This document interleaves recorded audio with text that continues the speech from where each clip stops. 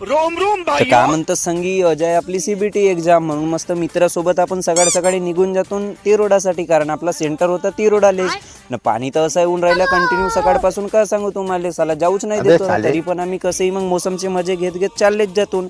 मग थोड्या वेळाच्या नंतर आपण पोहोचून जातो सीधा तिरोडाले. नाही येते साला कंटिन्यू पाणी येत होता. मग येते पोहोचल्याच्या नंतर भेटून जातात आपले मित्र, कारण यांची सकाळची बॅच होती ना, ह्याचा पेपर झाला होता. मग ह्याच्यासोबत मस्त गोष्टी वगैरे करतो ना पण, आणि पान हे कशी दात दाखवून राहिली.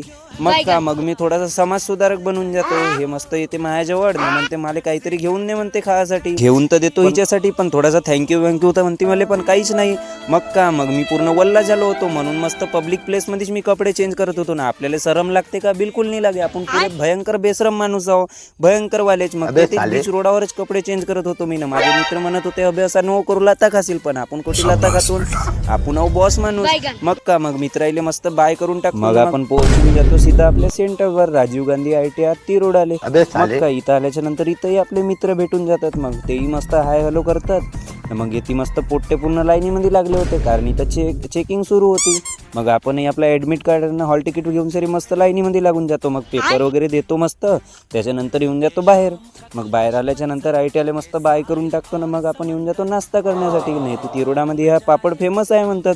मग का स्वादही चांगला होता याचा.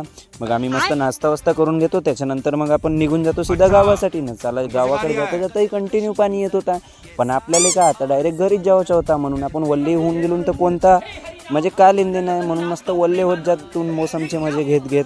मग साला गोरेगाव पोहोचल्याच्या नंतर येत्या वेळेसही साला ही चौकी बंद होती ना, आता जात्या वेळेसही. म्हणजे आपले नसीबच बहुत खराब आहेत. मग थोड्या वेळ मस्त वाट वगैरे पाहतून ना, पाणी येत होतं सोबत. मग येऊन जाते ट्रेन वाट पाहिल्याच्या नंतर. मग ठीक आहे मित्रांनो, भेटू उद्याच्या ब्लॉगमध्ये. बाय.